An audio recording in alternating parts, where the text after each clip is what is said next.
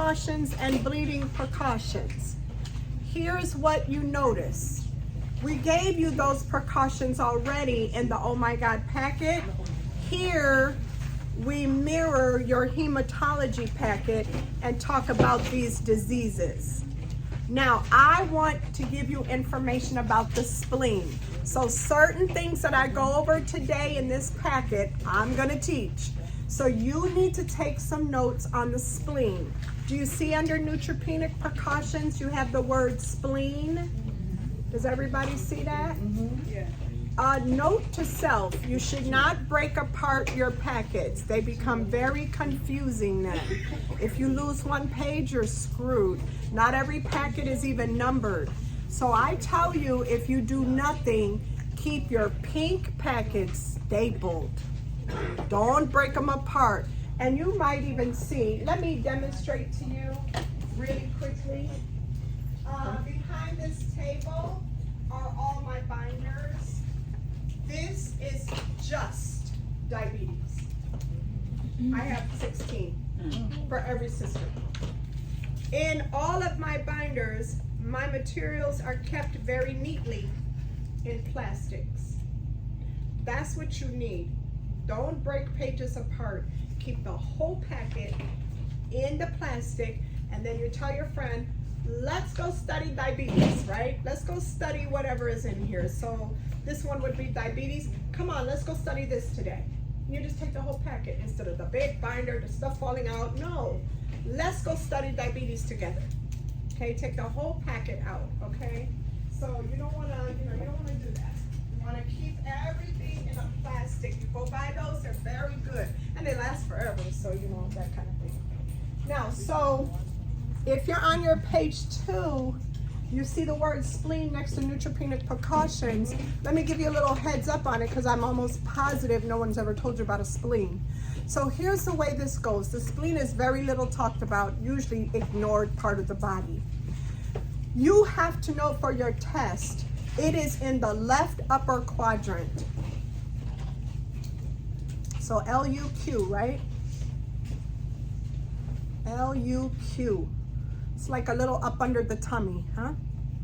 Now that's one. It shares circulation with the liver. It shares circulation with the liver.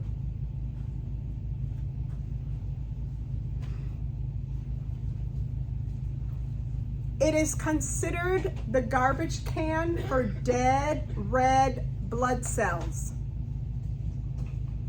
Garbage can for dead red blood cells. And it is the vacuum cleaner for the bloodstream. It is the vacuum cleaner for your bloodstream. That's your spleen. When it comes to the spleen, in your patients, it shares circulation with the liver. So if the liver has any disease process, it will affect the spleen. So if you have hepatomegaly, that's why you usually see hepatosplenomegaly. One enlargement is going to lead to the enlargement of the other. Now, if I take your spleen out, well, you can tell you have no way to fight infection because after all, the spleen was the vacuum cleaner for the bloodstream. And it was the garbage can for the dead red blood cells. And red blood cells die every 120 days. So if you have a problem with either one, you can easily have jaundice because death of a red blood cell gives you yellow skin. That's all jaundice is death of a red blood cell. And if you have a very good working spleen, it's going to contain them in the garbage can. And when the garbage can is full, it's going to send them to the liver, and the liver is going to make bilirubin. But when you have a disease in either one, well, you're going to be jaundiced. Or if you have a disease that your red blood cells die more frequently, like sickle cell, instead of dying every 120 days, they die every 12 days. Sickle cells don't live long. Then, of course, you would overload your spleen, because your spleen is very well prepared for the 120-day rule, not so much the 12-day rule. So if your blood cells are dying every 12 days, well, then you're going to have splenomegaly, because your spleen is being overloaded. Does that make sense? Okay. Also, if you don't have a spleen, then you don't have a vacuum cleaner for your bloodstream. So we have certain precautions for that patient, like they probably don't want to go to the commercial manicurist, because any kind of nick in the skin is really going to be a bloodstream infection. So we don't want them gardening, even with gloves, because gloves could have a hole, and there's no way to fight that infection in your skin from the gardening and the different things we're doing when we garden that could prick our skin, rose bushes, whatever. Okay, so, I mean, you know, you get it, all right? Okay, so that would be then the patient with neutropenic precautions, right? Okay, so you get it. Now, the rest of this is, you know, kind of like smart. You already get it. Bleeding precautions, we said it over and over and over and over again, that you got to monitor the IV site as the first early sign. Now, turn the page. Let's look for some more juicy tidbits. On page 3, this whole page and all of the next one is basic care and comfort, but the part I want you to highlight is the complications of PVAD on page 3. Remember, beloved, you really have to know the difference between phlebitis, infiltration, and extravasation. Remember it like this. Anybody's itis is going to be inflammation. So the phlebitis patient has inflammation of the vein.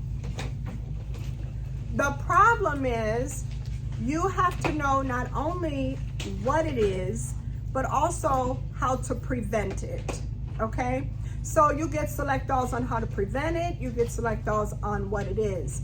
And for any kind of inflammation, we use this mnemonic called STRAW.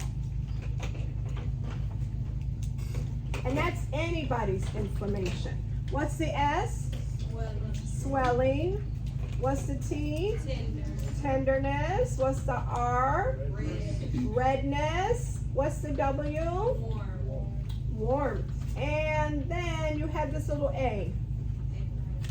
Remember that this is the mnemonic for any inflammation, any infection, and any DVT.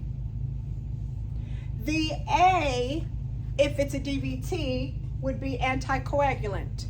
The A with an infection would be antibiotics. The A for inflammation would be anti-inflammatories. Okay? One of the best anti-inflammatories is your NSAIDs, right? But everybody can't take them. Now, for this particular situation, we're talking phlebitis. Don't forget the original itis. This is phlebitis. This patient will have swelling, tenderness, redness, and warmth. But then look what else I wrote, and probably maybe put a star by it or highlight it or whatever. Remember, for phlebitis, you're gonna see that rope or palpable cord. Remember that? That's definitely on the test. You see where I wrote it and I put red streaks by it? That was on the test. Y'all see that? Yeah, if you look at phlebitis, you can see where I wrote palpable cord, rope, red streaks. Help your cousin, please, I ain't got time. Okay, y'all see it, everybody? Help your cousin. Okay, now, what does it say for treatment? Take that motherfucker out, right? Don't be that nurse that gets in major trouble for that. If you see any of these signs, take it out. It's got to come out. Quit trying to negotiate that. Take the shit out. And then what do I have in capital bold letters? Okay, here's where you fuck up. Your colleagues are adorable, but they fuck it up all the time. They forget which one, and so they start thinking, what would probably feel good? And they put cool on it. If you fuck this up and you put cool compresses on this one, you just created thrombophlebitis. Because what does cold do? Vasoconstrict. Now your blood vessel is constricting, making blood move through slower, making the blood that moves through slower clot. That's what thrombophlebitis is. Never, ever, ever do cool compresses on phlebitis. And you're going to see people fuck this up on a regular. It's really kind of frightening. Because the minute you put cool on there, you're putting them at risk for a clot. Okay? Now, the opposite is true for infiltration. You can use cool or warm with this patient. Cool or warm, whatever you want to do. I'm just kind of like old-fashioned, so I use cool. Okay? Now, infiltration. What the heck is that? Well, infiltration, you know that you're leaking the fluid outside of the vein. So you're not even in the vein no more. In fact, what we see with this patient is that when you actually put the IV in is when it happened. You put it in for more than likely 90% of these infiltrations. When you put the IV in, you could have microscopically nicked the wall of that vessel, causing fluid to kind of ooze and leak out. You will see it right away if you are putting in an IV that you know in your heart that didn't go in. How do you know? Because you tried to flush it and you got a big old goose egg around. That's an infiltration. So it's going anywhere but the vein, right? And of course you and I at that point is like, okay, it didn't go, so I take it out, start in another arm. But if you don't really notice it, and you wouldn't, it's not your fault, you didn't do anything wrong. If you didn't notice that you kind of nicked the wall of the blood vessel, or worse, you didn't secure it well enough and it moved around and nicked it itself, then now you're gonna have fluid kind of oozing out of that tiny microscopic hole. And you're gonna cause some infiltration. And it can be a very slow process. Infiltration of regular IV fluids, nobody gives a fuck. Take it out, do your cool compresses, keep it moving. Here's when you get in trouble. When you have infiltration of a vesicant drug, now we're talking extravasation. That's the difference. So just infiltration of fluid is just that. Okay, water, so what? But once you have a drug in a bag and that drug infiltrated, it's no longer called infiltration. Now it's called extravasation. If it's Vanco, you will burn the arm from the inside out. And it will be necrotic in 3 days. And we see it. And we see it more than I care to tell you. Okay? So, the blisters, the desquamation, the necrotic tissue will not be there with you at that shift. Oh, no, it won't. And that's why you giving the antidote is so critical. I've given the antidote a million times. I remember coming on shift, once again, do your report in the room. I remember taking a report in the room and the young lady telling me he's got, I said, what's on his arm? Oh, he's got compresses around his arm because his IV infiltrated. I said, oh, here we go. Let me look under that compress, right? And sure as shit, it was bright red and horrific looking already. And it had happened around 11-ish at night, and I'm coming in at 7 in the morning because I work days. And when I came in and she told me that, I said, oh, okay, baby, what did you do? Did you give the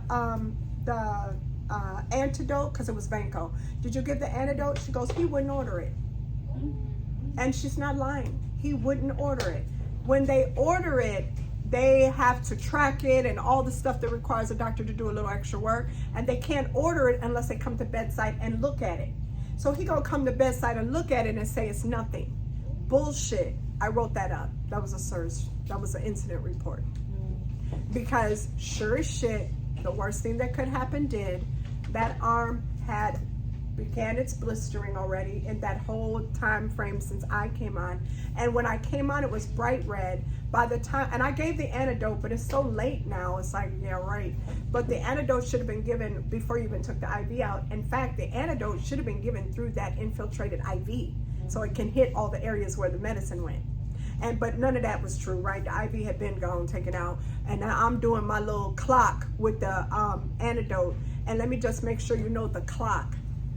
You try your best to find the hole where the IV was, and you draw a circle around that hole, and you inject that antidote with a intradermal technique at 12 o'clock, your 3 o'clock, your 6 o'clock, your 9 o'clock, and right in the hole. You try. And that's how you administer the antidote for Vanco, which is the #1 drug of choice to cause your arm to fall off, right? So by the time I was leaving, it was already blistering. I knew it was bad. So that's why I wrote that SIRS report, that incident report, because oh, it's bad. It was really bad. Now, hyaluronidase is in here. You can see it. That is the antidote for Vanco. Hyaluronidase is the antidote that everybody has to know for the test. If it's levofed, we say that leaves them dead. And so phenolalamine is for that one. But the one you usually have to know for your Nclex is the hyaluronidase. That's the one. If you can't even aspirate the drug from the catheter that's in the arm still, like take whatever drug is still in that catheter out and then push your antidote, that's better. But you know, like I said, that was really bad. Okay, so that's that. Now, I want you to go to